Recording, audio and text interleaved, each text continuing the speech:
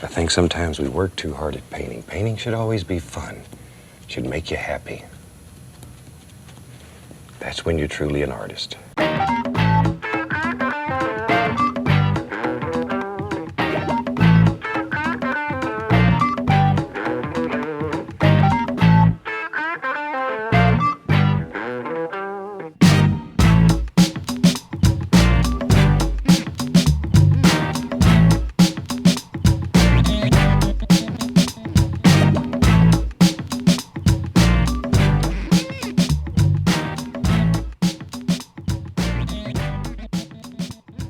Hello everyone and welcome to a very special episode of the Mark and Me podcast.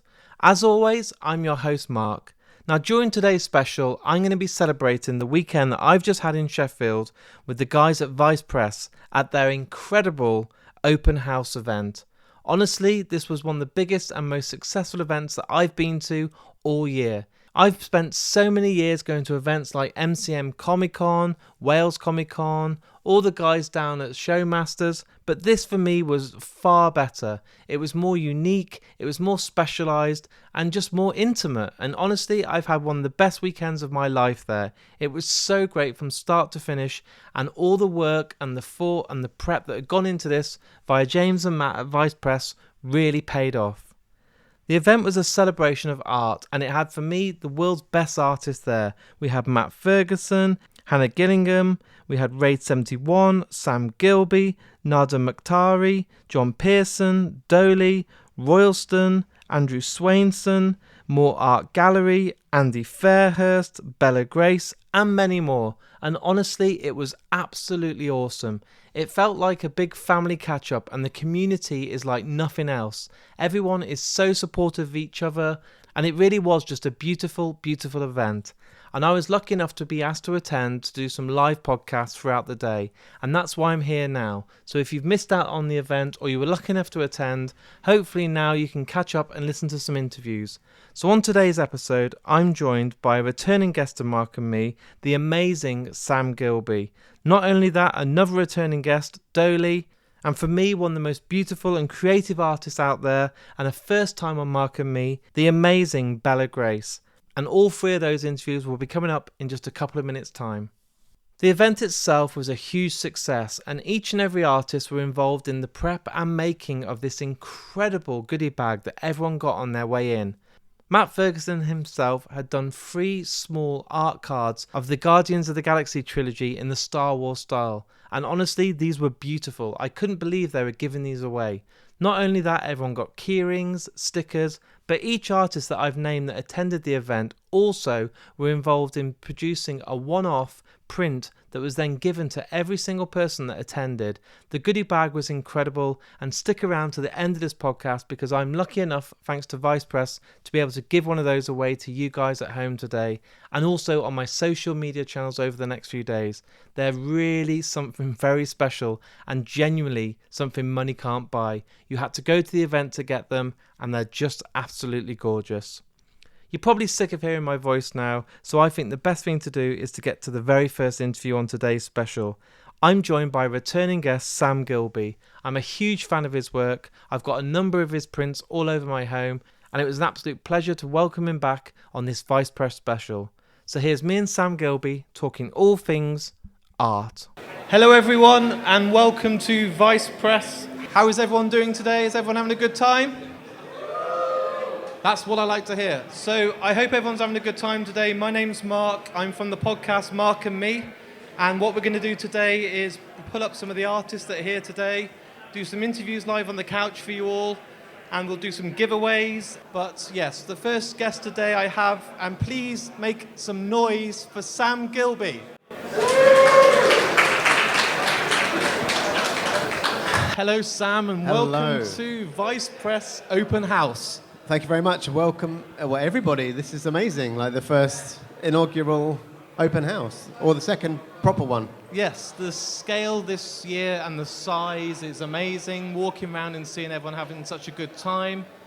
I think everyone's got to go home and tell their wives and husbands that they've maxed out their credit cards. Yeah, hopefully. But it's all worth it, and everyone I can see has a big smile on their face. It's so there's a real buzz Yeah, what I like to do when I speak to anyone and get to know them for the first time is take it right back to the very beginning. Talk to me when you first started drawing. Were you a young toddler with crayons sketching your favourite comic book artists, or? Yeah, basically, and I'm sure for most of us that's what it was, and we all just grew up and forgot to stop doing it, basically. So I just drew every day, and I would come in from school, and I would just draw Spider-Man and Star Wars and Transformers, whatever thing I was into at the time as I was growing up. And then many, many, many years later, I don't forget that feeling. So to get to do stuff for those companies, or whether you're still making fan art or whether it's licensed, it's still, you got to have that same feeling. So, I love it. It's amazing. Now, can you remember those first prints, maybe when you were at university or college, that really stood out when people started saying to you, you've got a talent, you could really make something of this? Was there a certain point that you could remember being like a turning stage in your career? I think it's been a gradual thing for me. I always remember at school, I think anyone who can draw and other people who kind of wish they could, you feel like you kind of get those comments. So growing up, I remember people always saying, you're going to be an artist, And, you never really take that seriously. I just knew I loved doing it. And then if you keep doing something, hopefully you get better at it. Definitely. And that's all it takes, really. Was there kind of certain comic book artists or artists in the world that you were looking at their work and thinking, that's what I want to do, or studying it? I remember when I've interviewed Matt before, with Drew Struzan, you'd be there with like a zoom looking in and trying to see with a magnifying glass all the detail. Was there a certain artist that you were really a fan of as a young age? Yeah, well, when I was a kid, my uncle gave me a load of his like Marvel comics, like some of the early Spider-Man ones, but they were like the UK reprints. Oh wow! So they're not worth anything. No, eBay. Yeah, but for me, they were like just blew my mind, and they were mostly John Romita Sr., who now who sadly passed away just like last week, didn't he? Yeah. But he was always, for me, obviously later on I discovered Kirby and all the other amazing Spider-Man artists there have been over the years, like Steve Ditko, obviously. But for me, it was John Romita. Like just the way that he drew Spider-Man was so expressive and, whatever, like acrobatic and muscular and dynamic. So I've actually used to colour them all in and ruin the comics and stuff. They're definitely worth nothing now. And then later on, because growing up in the 80s, I would love looking at the movie posters by Drew Struzan. Obviously, as a kid, I had no idea who he was. And of course, back then, I guess, there was no social media or anything, so no one really knew. As an artist working then, it must have been, you'd see your work out there. Someone like Drew obviously did poster after poster. Now they're iconic then, and we look back on it now with nostalgia, but to be a working artist back then, no one would know who you were. Whereas now, in this kind of alternative scene, we're able to make these posters and get them seen by people. And not that that's important, but it's just it's kind of weird how that it's changed over the years. Were you from a background where your family supported you? Because some people, if you turn around to your parents and say, I want to be an artist, I want to be a musician, they're like, get a real job, that's a hobby. Was there a part of your life where your family were convinced that you had a talent, that they believed in you? Well, I think for me, my family were always super supportive, and I'm sure that that's the kind of thing that makes the difference. So my dad was like a computer programmer, and basically he would bring home these reams of paper with code on them. But I was drawing so much, they couldn't get me enough paper, basically. So I was drawing on all this line printer paper, and they've always been supportive, and it's been really nice for them to sort of see that their sort of faith in me worked. It's amazing. And when you were kind of working on early projects, you said you've mentioned a few times today Spider-Man. Has there been some projects that you're really proud of that you didn't think could ever get over the line? I know you've worked on prints for Halloween and stuff for Edgar Wright. I mean, those moments must be some of your career highlights already.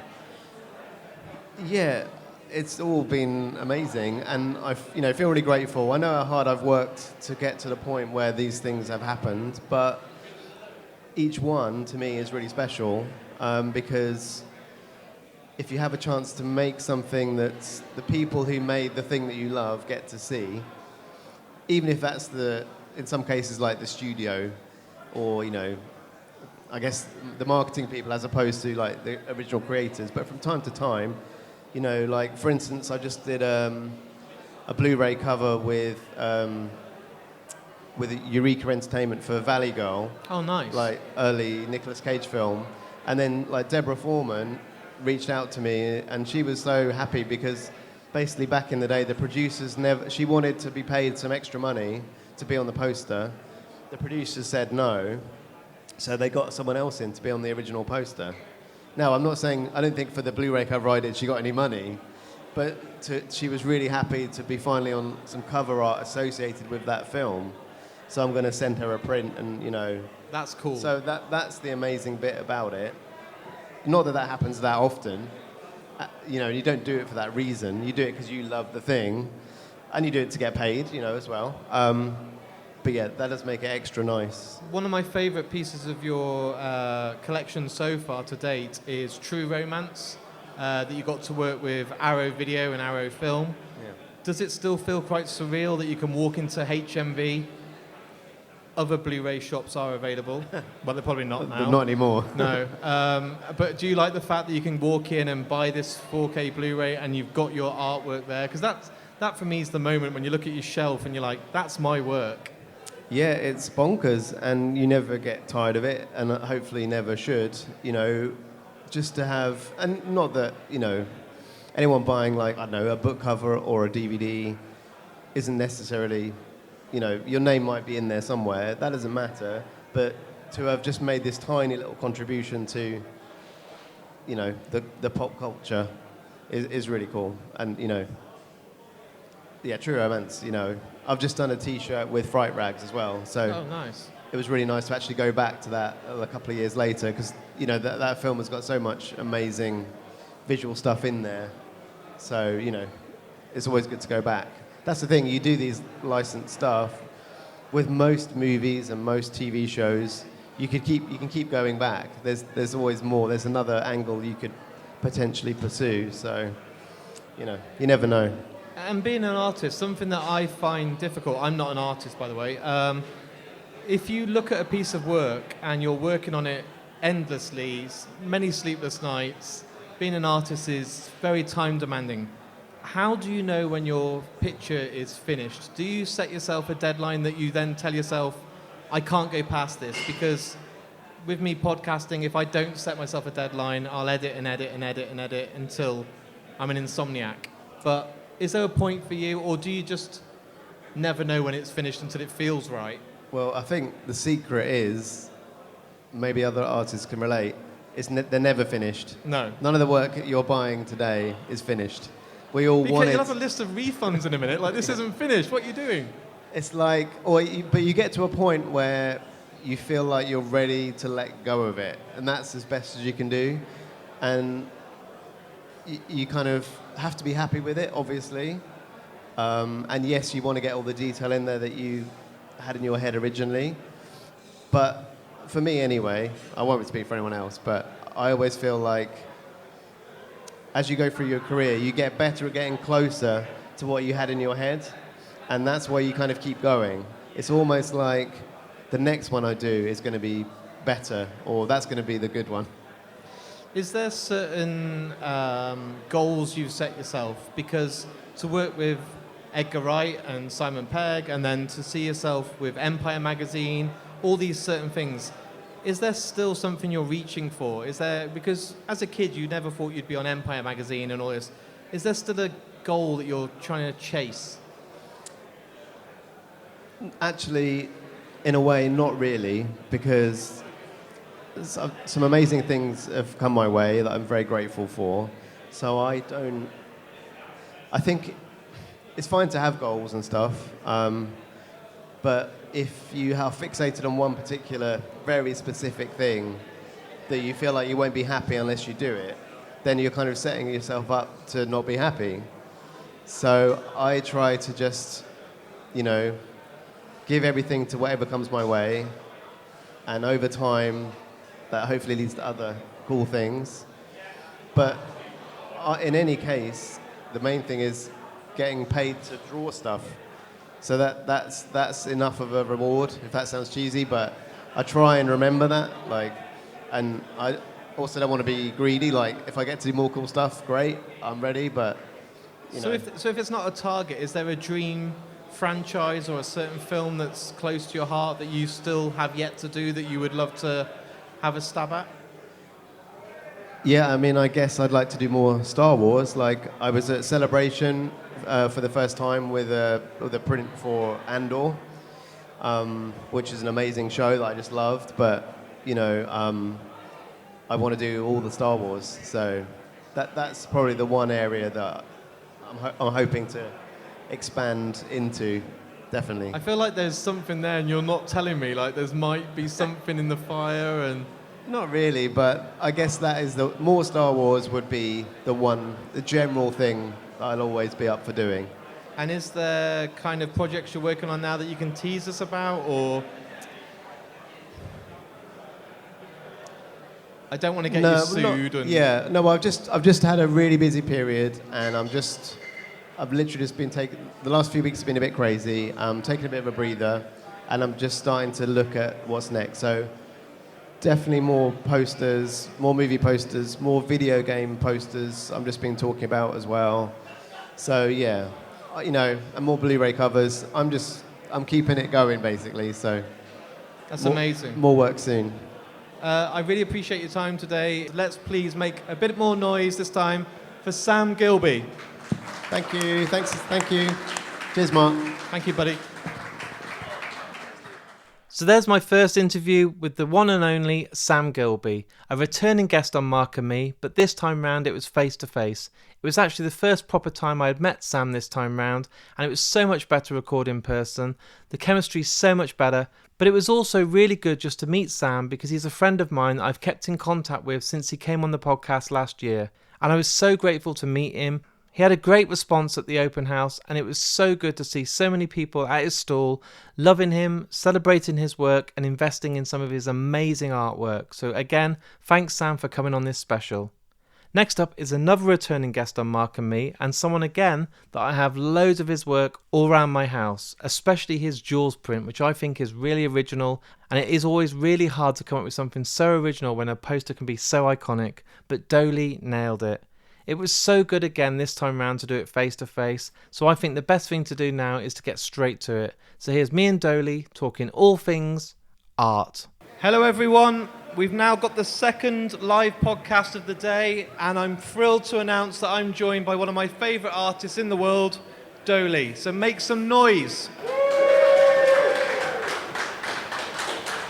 Because this is being recorded and it's going to go on Spotify and Apple Podcasts, go crazy, like really loud, so everyone's like, oh my god, it's like Wembley Stadium. So, I'm joined by my favourite artist, sorry Matt, Doaly. That's amazing, thank you.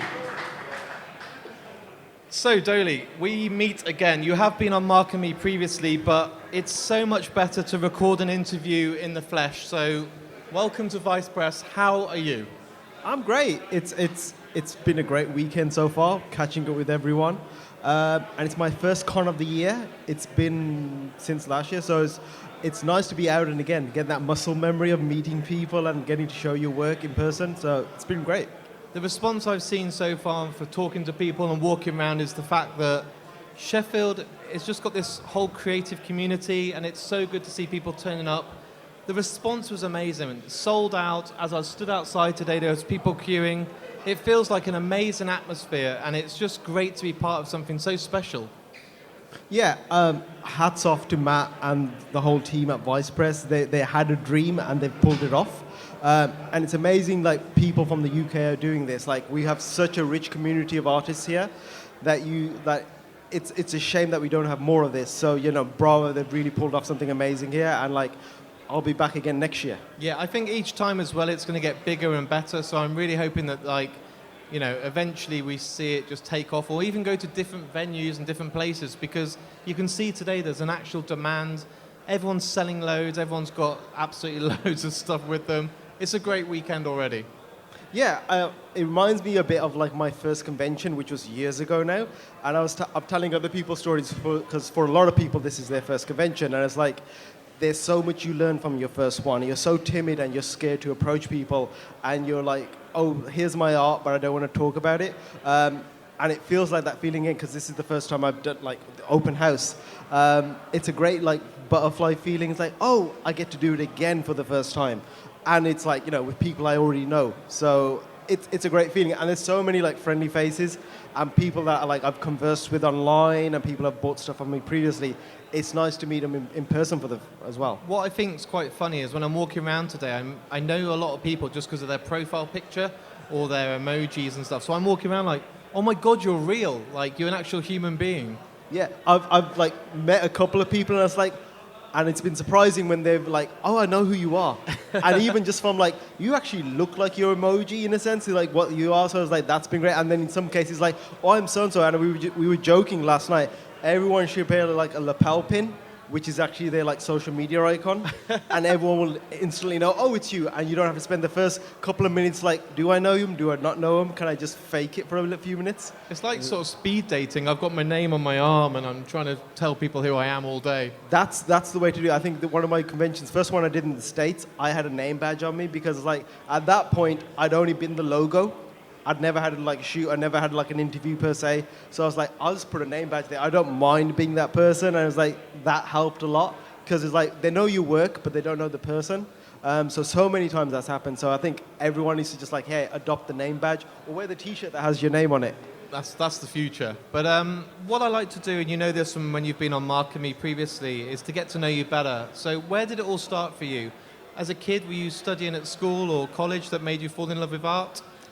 I was always that creative kid growing up. I always leaned towards that side of things. I was never one for, I guess, the traditional sort of educational sort of like process. So you'd always find me drawing something or recreating something.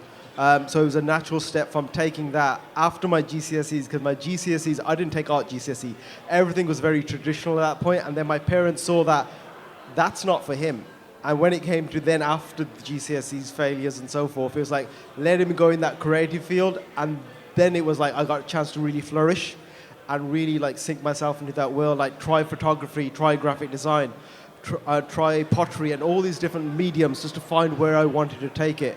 And it was when I found like what graphic design was, it's like, there's a path. I know what I want to do with this. And it was like graphic design became web design. And that was my career for about 18 years before I came back to illustration. Do you feel that that was kind of also a career that could then win the parents over, like a proper job? If you're just telling them that you're an artist or you want to be a comic book artist or a poster artist, was the graphic design route something to kind of keep them happy at the same time? Yeah, it was like, because I think being like a child of an immigrant from Peru, you do have this sort of like, not burden, but you have a responsibility to do well. They've come here so you can actually achieve more than they could back home. So there's like, okay, there's a career in this. And like, to be honest, I really enjoyed my career in graphic design and web. There wasn't a point that I didn't. It was just like, this is the direction, and I really enjoyed it. But then my love was always illustration. It was always film. It was always comics. So at one point, it was like, I want to do something on the weekends, which is just for me. And I like learned to draw again because I hadn't done it for so long, and it kind of went on from there. So when was the step that you kind of went to that transition? Because you've been doing graphic design, you're creating designs, you're a creative person, you had a long career in it. When was the stage when you felt yourself getting that itch to do it more personal and do projects that you wanted to work on? It was that point where I'd become like a manager at work, and I was the team lead, and it's great from like overseeing younger talent and so forth, but the thing you miss is you're doing more paperwork at some point than you are actually design work. And that creative itch wasn't being, scratched at work anymore. Or I was spending my time in meetings. There was still the creative side, but not as much as I was used to. So I was like, I'm not going to get that, and I like the pay and everything else that comes along with it and the responsibility, so let me do something for myself. And that first thing that I opted for was photography. So I would say for about 6 months to a year, I was just playing around with photography, and that was my outlet. And then I was like, okay, this is cool. But then I went back to illustration just because it was like, I just felt so guilty that I hadn't drawn for so long, and I was so rusty with it. So I just set myself like a little side project. Let's over the year learn to draw again and get better at something that was basically something I did every day as a kid.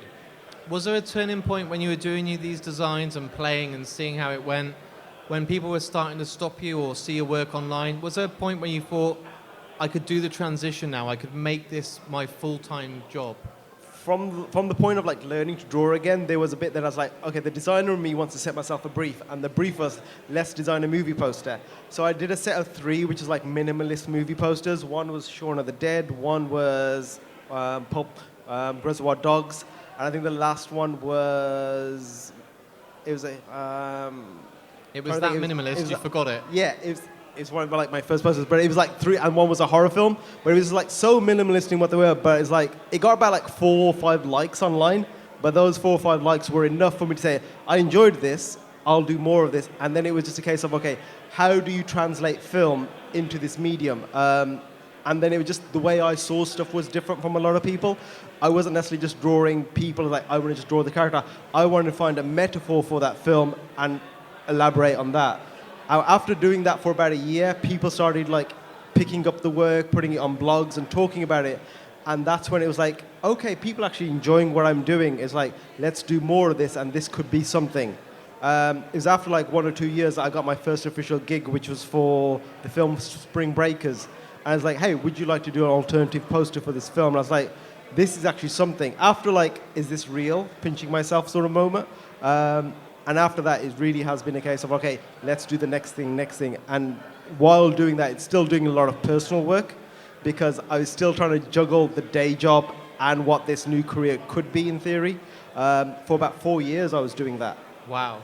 So did it kind of elevate quite quickly? Because it wasn't that long, was it, that your posters were being spotted and worked on for companies like Marvel? Yeah. You know, massive big pictures, massive big projects. Your numbers must have gone from 4 likes to 100 to 1,000. Did you kind of be able to take a step back and see this growth, or were you just caught up in it and it was just blowing up? I think each time something like great happened from that point of view, whether like someone famous retweeted your work, or like James Gunn working on Guardians of the Galaxy was a really big turning point, because he championed the art so much. But every time that sort of thing happens and your work blows up for one reason or another, you have to try and take a step back and not get lost within that sort of stuff, because you want to be, I don't know, you don't want to get big-headed about the work, because I want to make it about the work and not necessarily the likes and the stuff that comes along with it, because I enjoy doing the work. So each time you have to kind of check yourself. Like when I did my Wonder Woman piece, which is probably from a social media point of view the biggest thing I've done, the traction that got. I work with Baltimore Gallery, and a large percentage of the profit we gave to charity because of that. Because it's like, okay, I've got something good out of it now, I need to pass that on to someone else. So that kind of good vibes, that karma keeps coming back to me in a positive way. So there's always that sort of side of things. So what was the moment when you really kind of felt like you've made it on that second choice of a career move? Because was there a certain one that really blew up, or one that you were so proud of that maybe took a bit longer to get finished? Well, I think Wonder Woman was at that turning point, but Guardians of the Galaxy came before that. So there's like, those two in hand were probably 2 turning points, whereas like, I've worked on a Marvel film now, and then something that was a pet project, which I drew in theory in a day and a half, became this massive piece. In a week, from a week of like showing it online, it became an official week piece and was sold within a week's period. So that was like, financially as well, it's like, I could actually do this as a day job. And then I had moved companies also at that time for, you know, better pay and a bigger role. But that company that I worked with, it was such a bad role and such a bad move from that point of view, just like the ethics of the company. It said, okay, I'd rather not work here. So that was a very big like spearhead of like, okay, you're passionate about this, you can't keep juggling 2 jobs, especially from a family point of view, it gets harder and harder. So let's just make the move. There's never going to be a right time. And worst case scenario, I can always, like, I've got 18 years in the bank. I can always get that job again. So it's like, let's give it a go. That's really brave, and I think there's so many people I talk to that work in the creative industry. They get to that point of having to take that final step, but it's hard because you know you need to pay the bills, you need to feed the kids, you need to have a normal life and pay the mortgage. But if you don't take that step sometimes, I feel like you just never will, and it's depressing. Yeah, there's a big part of the fear of it was like when I had the day job, that was the stability, that was everything that was supposed to be there. I always call it the wife and the mistress. The wife's there for stability, and the mistress was there for fun, which was the poster world. But at one point, it was like, if I actually give this the full go, everyone that was a doubter of me all that time gets the chance to like, oh, he's failed. But when it was just like a part-time thing, it's like he can do as much as he wants. The day job is this, and there's never that risk factor. And it's fine. It's like you've really got to just put your money where your mouth is. Like, okay, this is really it. Failure or not, you just have to go for it. It's amazing. So now that you've had quite a few years in the industry, you're doing really well, you've worked with some incredible studios, you've worked on some projects that you must have dreamed of, some of the Edgar Wright films, stuff like this, and the Spider-Man and all this. Is there a moment that you feel that you still are achieving to try and get to that's in touch and distance? Is there a project you want to kind of see yourself on your CV that you've achieved?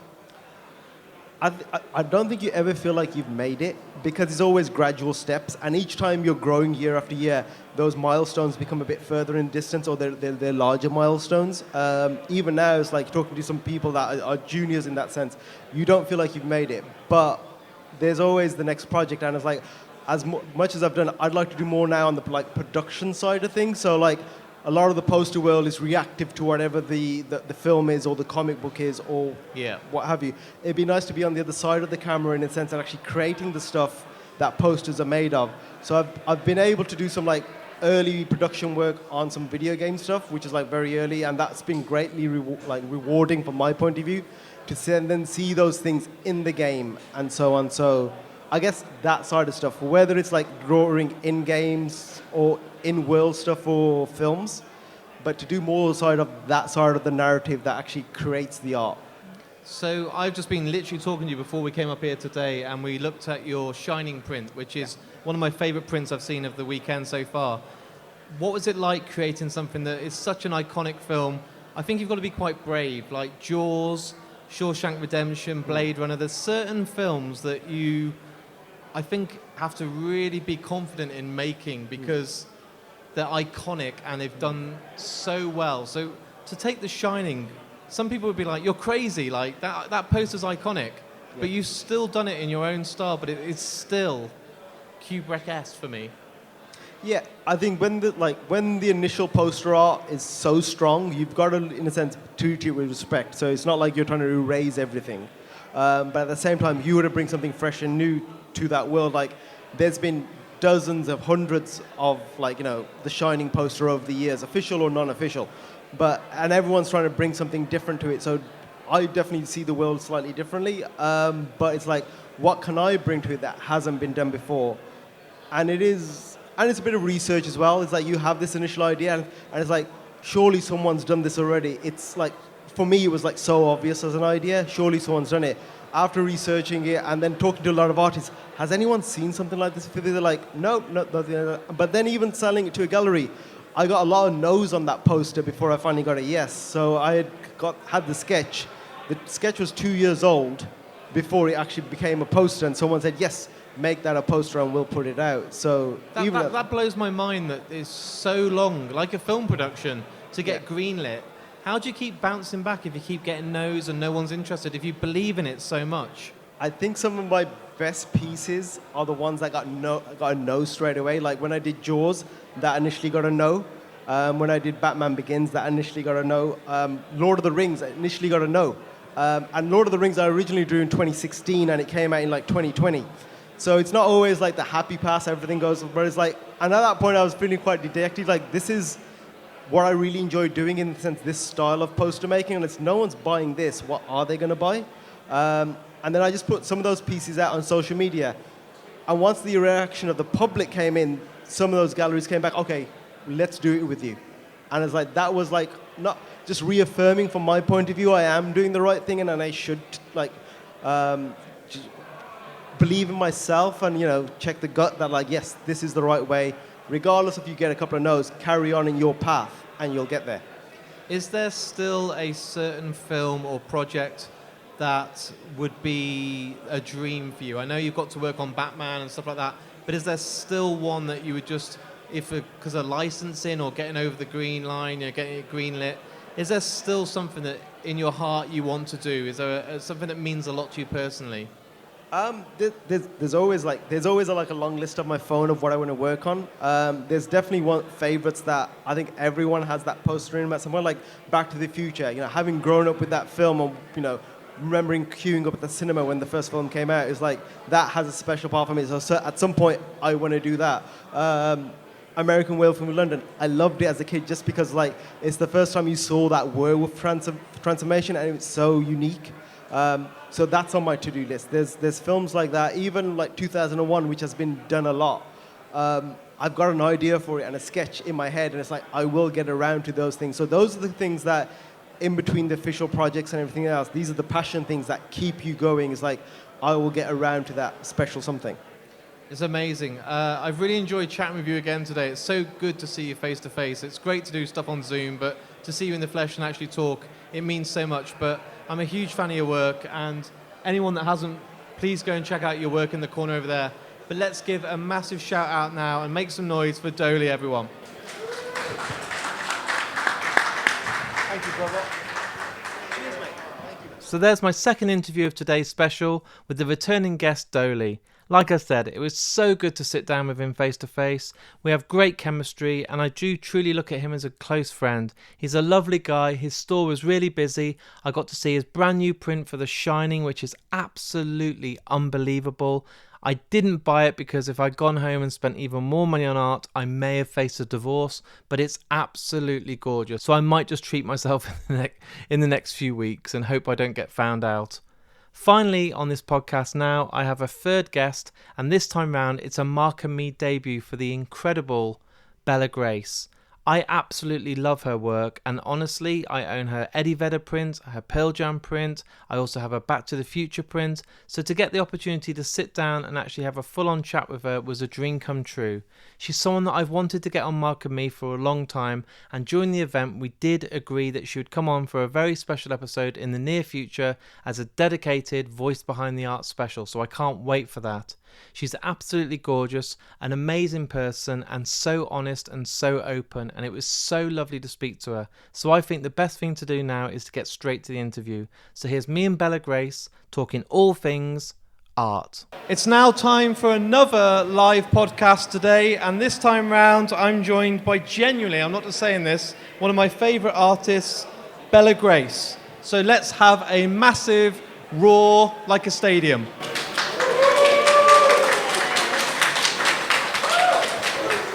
Thank you for having me. Bella, thank you for joining me on the sofa today at the Vice Press event. Honestly, I'm so excited to be here. Thank you so much. It's been a long time coming, but today has been an amazing success. I'm walking around seeing so many artists and so many people admiring everyone's work. It must be amazing to be part of such a great day. Do you know what? I'm so humbled to be across, just even be here with all these amazing talented artists, and to me it's more of like a social gathering. I come up here to bring my prints and sell, but really what I'm really looking forward to is just to see my mates. It's amazing. And what I've done in the past is had a lot of the artists on here on Mark and Me already, but you've not been on yet. I know. We've Yet. Yeah, well, we will definitely We'll make it happen. We'll make it happen. But sure. what I do with all the artists that have been on previously is take it right back to the very start.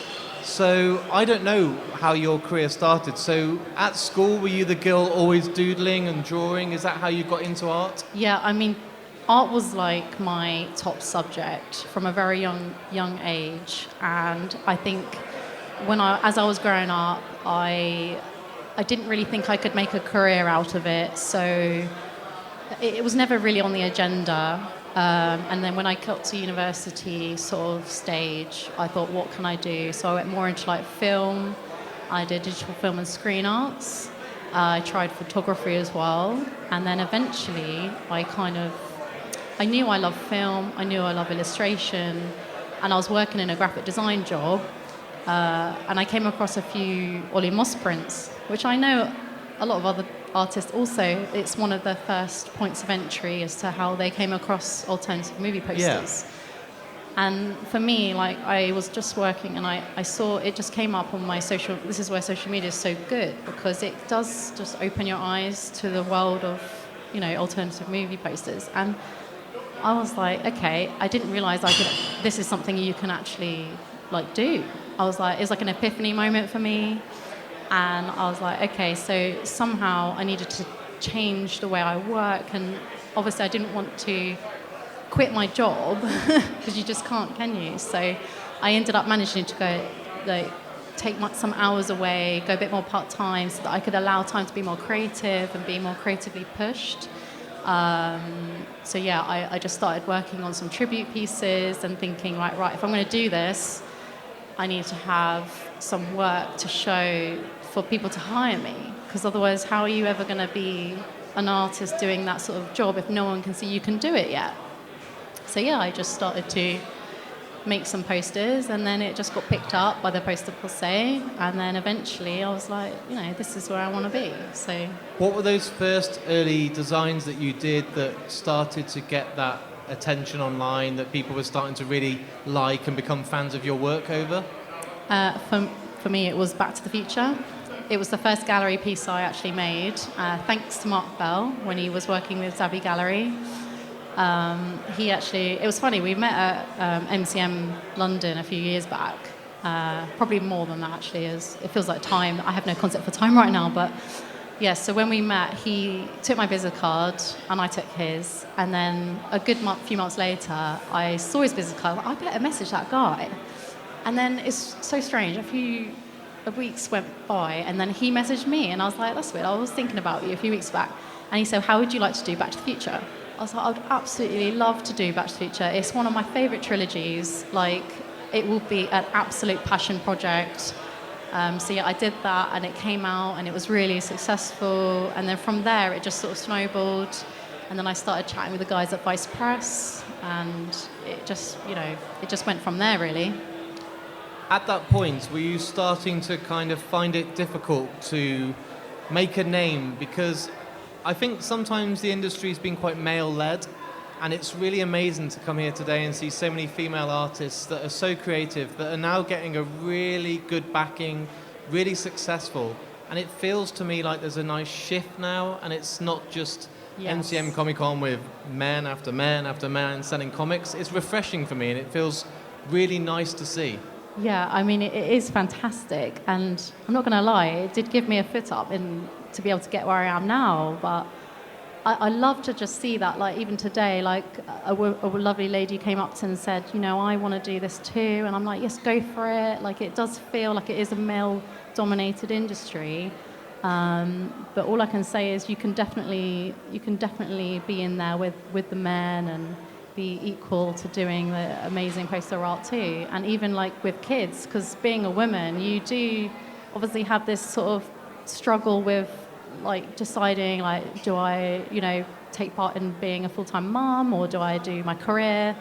And I think, like, I really didn't know if it was going to work out. And then I had my son a few years ago, and I thought, okay, I'm going to have to step back from the poster world.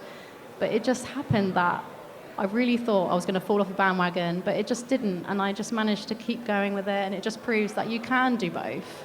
You can, you know, be a mom and also enjoy having a good career. One of my pieces that I have at home, and I have to be really selective because there's only so much wall space, and I'm sure every art fan has to change them around, but I have your Pearl Jam print that you did for the Hyde Park gig with the phone box. For me, one of my favourite bands of all time, Eddie Vedder, one of the best songwriters. What was it like when you got approached to work on that? Because that must be like a dream come true. Pearl Jam, one of the biggest bands in the world, and you get to do it for their London exclusive show. It's incredible. Yeah, I mean, when that actually came in just after I had finished the Eddie Vedder poster, and my son was only, I think, 12 weeks old, and I was working on Eddie Vedder, at the time I decided I'm not going to work for 6 months. I'm going to take this time to be a mum. But then when something like that comes into your inbox, you're like, okay, I'm going to make this work. I have to. There's no way I can turn down. You don't say no to Pearl Jam. You don't say no to Pearl Jam. You don't say no to Eddie Vedder. And I was like, actually, baby naps. I'll do it when he's sleeping. I'll work it at evening when he's gone to bed. And then after Eddie Vedder, then I did Pearl Jam. And it was just so nice to do it because obviously I'm British and it was in Hyde Park. And I really wanted to, bring that element of the location into the poster, and then have a double image of a guitar, it working into the Serpentine Bridge. But it was just a dream come true, and I just still can't believe that these jobs that I got right when I really thought, if you'd have told me before having a child that you were going to have a child and work on these this level of poster, I wouldn't have believed you. And honestly, it just has happened, and I'm so grateful to even be considered for the job. So when that's actually come out and you see it at the gig and people are posting them online, is it literally a case of pinching yourself? Because it must not feel real until it's actually out there for people to buy. Honestly, there are people emailing me telling me how their sick partner hasn't got long to live and that their last wish is to have a poster. And I'm like, it's really hard, and I just you can't just be okay. Well, it's so limited, and you only get given so many posters, and I'll do the best I can do. But when it comes to it, it is such a fight, and I didn't expect it to sell out so quickly either. But then, when you see how many great pieces of work are made for Pearl Jam, and how collectible they are, it is an amazing thing to be a part of, and I'm so happy that I was a part of that. I was walking around earlier today and I walked past and saw your June poster, and the kind of foil effect and everything caught my eye like a magpie. I was like, oh, what's that? Again, that must be an amazing project, because an amazing film, a masterpiece, but to try and take that on and make it your own when so many artists have already done their spin. What was that like when you kind of thought to yourself, I'm going to tackle this big beast now? Yeah, I mean, the movie in itself is a masterpiece, so it's kind of like that moment, where do I begin? And I just thought, well, I really do like to try and put in as much as I can into a poster, and when you really love a film and you're passionate about it, it does usually reflect in the artwork. So with this one in particular, I like the moment where he's having a vision, and so I thought I could use the dunes to sort of give a feeling of two separate scenes. So you've got the scene of him sort of kneeling, having his vision, and then there's all the scenes from the movie are all inside the dunes. But the main thing I really wanted to reflect in this poster was for the foil to reflect the copper color of the spice. Yeah. So James and Matt, Vice Press, they did such an amazing job printing this, and in person it is just, I just did not imagine how great this was going to come out, and I'm so glad that they made that a reality for me. And now that's here and it's in the flesh and it's real and it's done, are you allowed at this point, or is there something that's due soon that you're working on or that's going on behind the scenes, or are you just kind of taking a step back now that one's actually finally here? Well, I need to talk to the guys at Vice Press, but at some point it would be wonderful to make a part 2 version so that they can sit by side as a set. I can see James sitting but if he's happy to do that, then we can work that out. So we've got this recorded, so it's on record. I'm putting him on the spot now, so we can sort that one out. And is there any films that mean a lot to you personally that you're still yet to do? We just had Doaly on, we've had Sam Gilbey on. I'm sure every artist has a list of their favourite films, the iconic ones like Jaws and Blade Runner, but are there still some passion projects that you really want to get off the ground? I think there's one film or franchise that I think a lot of artists right now are thinking, I would love to be a part of that, is Spider-Man Into the Spider-Verse. Amazing. I think everyone wants to be a part of that, and I didn't realise that my outfit today was really channeling the spot. So that was totally unplanned. But yeah, I was just saying to everyone, don't get too close to me or I'll send you to a different dimension or a different multiverse. So I would love to make a poster for that. I think it's just so broad with like the possibilities are endless with that one. So yeah, if that ever came onto the table, I would definitely snap that one up.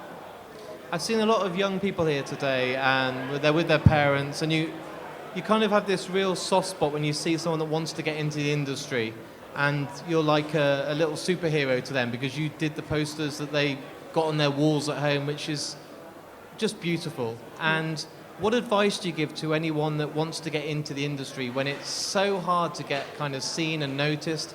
I think with Instagram, Facebook, Twitter, you can get your work out there, but what advice do you give to kind of stand above and try and get noticed in an industry that is so hard to kind of be at the top?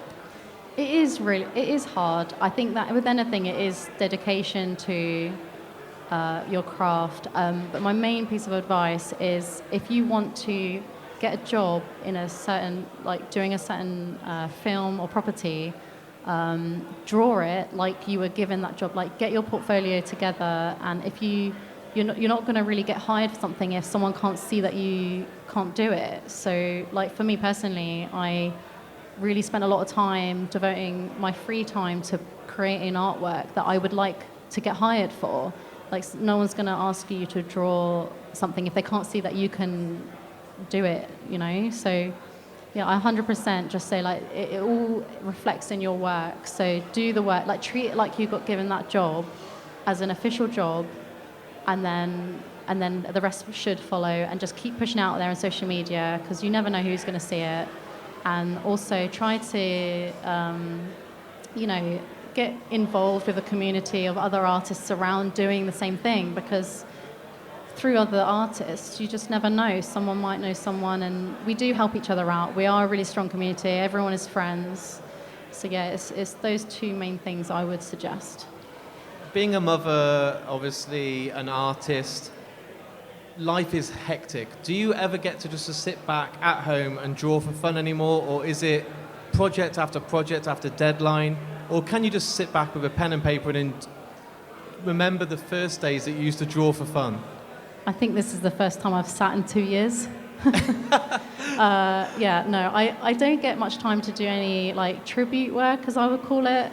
It's very much like official paid gigs, and I'll make it fit. Like whatever comes in, I'm like, okay, I'm gonna make it work. I'll do it when he naps. I'll do it when he's asleep at night. I'll tag team with my husband. On the weekends, I'll say like, this weekend I'm gonna have to do a bit more work. I would love to do some more passion projects, like I used to, but it is one of the things that it's just a temporary, like I can see, like it's a temporary thing right now. I'm just got to focus on the paid gigs and get that done, and then be a good mum at the same time, because I don't want to just be working all the time. It's important for me, a work-life balance. Yeah. So to be there for my son and not send him off 5 days a week is quite important. So I try and balance it, and I feel like right now I've got it just right, and I just know that, you know what, I've just proved by having a baby that I can work and still be here. If I have to wait a few years until he goes to school till I can fully apply full-time on this sort of career, then I can do that. It's tough, isn't it? Because the balance of getting it right, and you don't want to miss sports days in the future, you don't want to miss certain events because you're working. But if the dream project like Pearl Jam comes along, you don't want to say no. So if you've got the balance now and it works, don't change anything, just keep it as it is. Yeah. I think it also means that I just cherry pick things, you know. I just think like, is this worth my time? Yes, I'll do this. If something else comes in and I'm like, do you know what, do I value this higher than the time I spend with my son, then I'll say no. But at the moment, I really do, like any artist, really do struggle to say no to a project. So, but yeah, I definitely think it's good that I'm able to be there for both my son and also not lose myself and my own identity. So yeah, it's just the right balance right now. As you know, I'm a fan of your work. I've wanted to sit down and talk to you for a long time. We're going to do a separate episode for Mark and me with you sitting down and going into a lot more detail. But thank you so much for coming today. Thank you so much for joining me on the couch. And the wait has been worth it. So everyone, please give it up for Bella Grace. Thank you so much for having me. It wasn't bad. No, it wasn't. So there it is. There's my interview with Bella Grace. Someone that I just said at the start of today's interview is someone I've wanted on this podcast for a long, long time. So it was so good to make it happen, and it was definitely worth the wait. We connected straight away. I felt I've known her all my life, and I can't wait to get her on for her own episode in the near future. So that brings us to the end of the 3-part special for Vice Press today. As you know, I had an amazing time at this event. I think all the work that Matt Ferguson, James Henshaw and his beautiful wife Natalie put on was incredible. They were so good from the start. All the organisation, all the hard work that went into this, it really did pay off, and the event for me was a huge success. And I feel truly honoured to be part of it, and I can't wait if it happens next year to hopefully be involved again, because it was one of my highlights of the year and I haven't stopped telling people about it since I got home. So as I promised, there was a goodie bag given away at this event that was exclusive to only people that attended the open house event by Vice Press. It included many art cards from each and every artist that attended the actual event. Not only that, it had the exclusive Guardians of the Galaxy trilogy work by the amazing Matt Ferguson, and so much more. And I've been lucky enough to give 2 of these away thanks to the guys at Vice Press. Now what I'm going to do this week is be celebrating this special on Facebook, Twitter and Instagram. And if you stay tuned and follow me on all these different sites, you will see the competition go live this weekend.